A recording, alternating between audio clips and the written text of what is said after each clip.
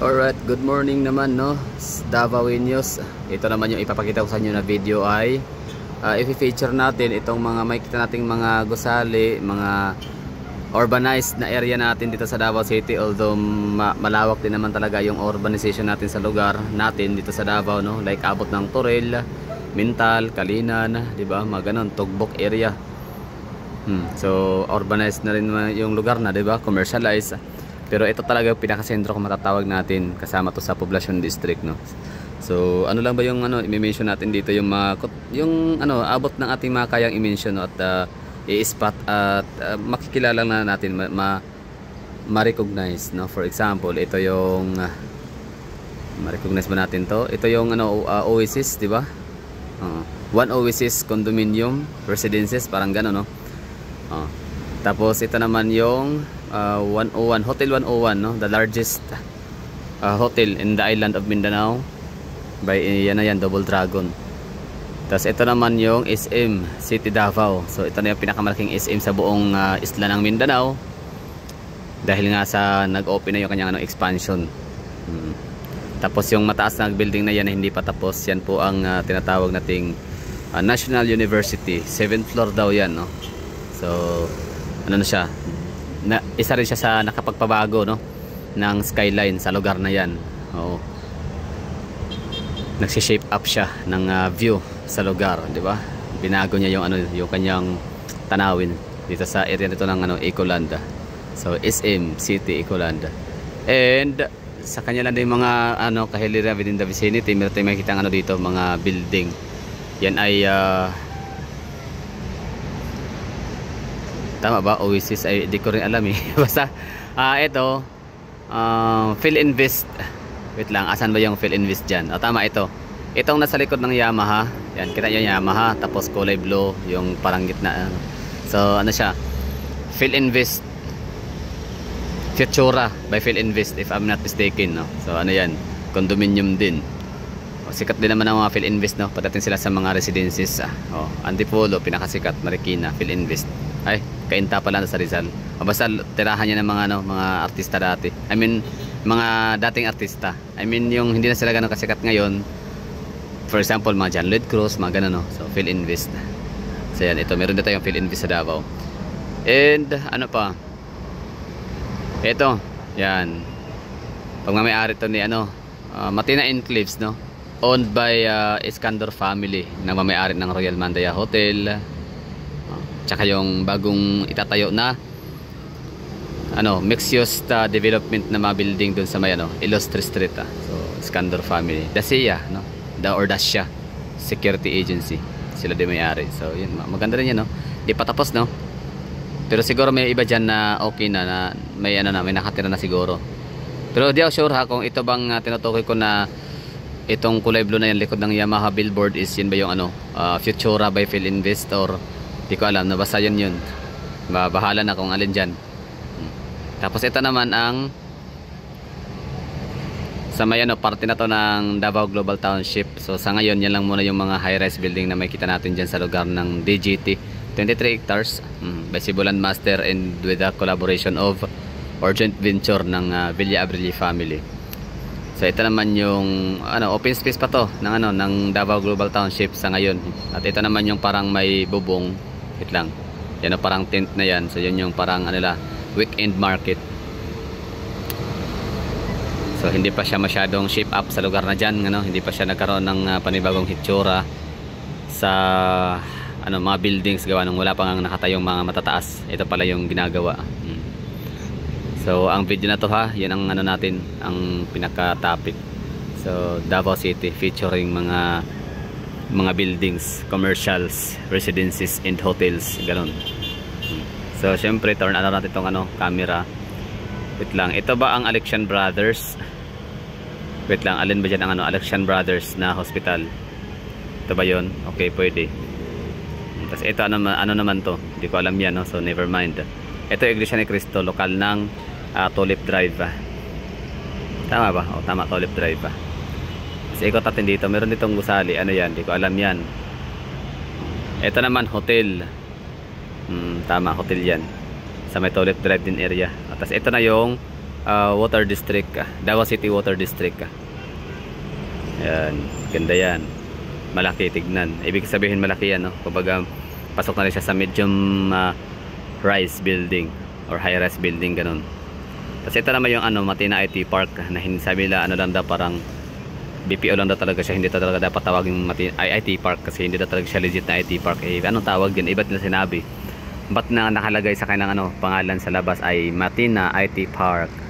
Matina, yun nga, Matina IT Park. So may dyan, Alorica. At di ko alam kung anong ibang mga dyan, mga BPO. Alorica pa lang parang nakita ko dyan. Tsaka meron siyang hotel, Starbucks, may mga bangko. So IT Park na talaga siya. Kasi ito naman yung bubong na yan, SNR, membership shopping. So okay natin yan. Kasi ito naman gusali na yan sa malayuan. Di ko alam kung ano yan, no? Let me know in the comment box. Somewhere in Maakas yan eh. Di naman yan Soto Grande. Iba naman. Ang Soto Grande ito yun, no? Ay hindi, asan na yung Soto Grande? Kita ba? Sorry naman. Sige na, kayo na bahala dyan. Ito yung wait lang ha. Ito to, NCCC Maa. Yan, yung song to open. Ganda yan. May kasamang pa yan. May pa alfresco area. Tapos may mga prayer, prayer room or para simbahan, ganun. Chapel. Yung sa likod naman niya ay ang Centro Espacial or Special. Yan ba yun? Basta may mga dyan, mga condominium marami. Hindi masyadong tanaw dito kasi nga natatabunan ito ang NCCC Mall of Maa. And of course, Malayan, Mapua, no? The Malayan Colleges. Ateneo, hindi makikita, no? Pero syempre, harap lang yan. Ito, Ateneo de Davao University. Tama ba? Okay. Asa yung UM? Ito yung Soto Grande. Yan, sure na tayo dyan. Tama ba? Soto Grande yan. So, okay. Davao Park, yan, sa may Davao Crocodile Park. Ateneo de Davao University. Ito siguro yon. UM Mindanao. Ito yung UM nakalagay, UM Mindanao. Ateneo de Davao. Ateneo Senior High School, high school. Okay, ikot-ikot and makikita natin dito syempre yan si Brookshire College, nasa bangkirohan yan. Color pink. Ay, hindi pala. UIC pala, oo. Sorry, no, mali. So ito naman si Simulan Master ulit, no? Paragon Davao or Davao Paragon. Nice one. And ito si World Palace. Magandang hotel yan. May mga dyan, may mga karaoke din, no? Nightlife, pwede ka rin dyan. Kaso pricing nga daw. Na-try ko lang yan sa baba, no? Nagka-karaoke per hour. Pero dyan sa building talaga na yan ay hindi ko na-try. Tapos ito naman yung Ion Tower. Yan na yan, yung Ayala Business District within the vicinity. Meron siyang hindi bababa sa 16 na mga high-rise buildings or buildings, no, na structures na nakatayo. Tapos yung ng district, wala, di na makikita, sobrang layo na. Hindi na siya abot na ng ating camera. Ayan lang, so we're done. Thank you for watching. Ito pa pala, to? Davao Doctors Hospital. Tama ba? Ay, hindi pala, bobo. Pala to? Lotus, Blue Lotus Hotel. Layo na pala ng Davao Doc. Dito pala na area yun, no. Ito naman siya sa may si Emrecto. Yan. Marco Polo Hotel, itong mababa lang. Tapos itong mataas naman, Vivaldi Residences. Asan yung Misachira? Yan, Misachira. Okay, condominium. Okay, Vivaldi Residences. Tapos yung merong crane, siya naman ang Picklin, Tooto.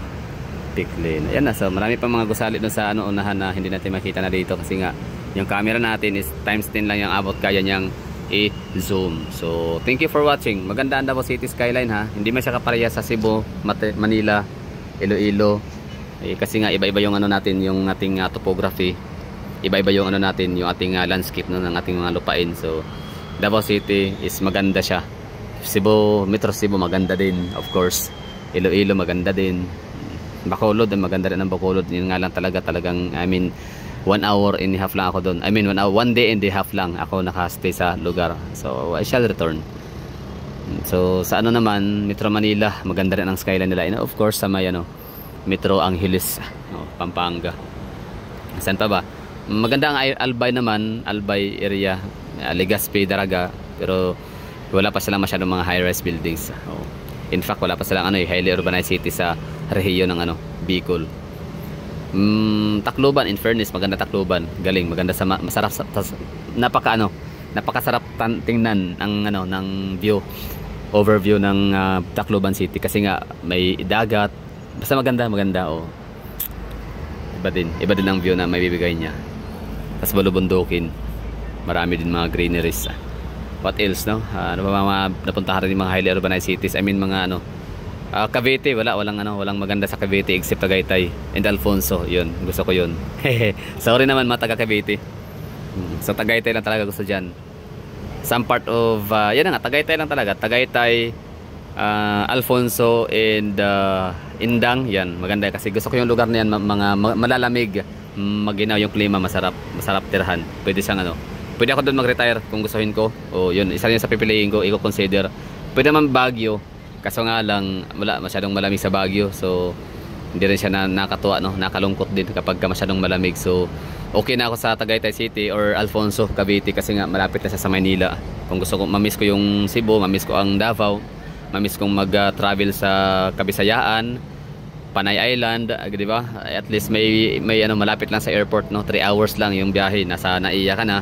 And pwede ka na sumakay ng aeroplano papunta sa mga paborito mong mga rehiyon, probinsya, syudad sa Pilipinas, di ba? So hindi ka na maho-homesick, hindi ka na maboboard. So yun lang siguro. Thank you for watching. Kung meron kang mga hindi nabanggit na kaligtaan, so pasensya na, no? So add up nyo na lang sa comment box.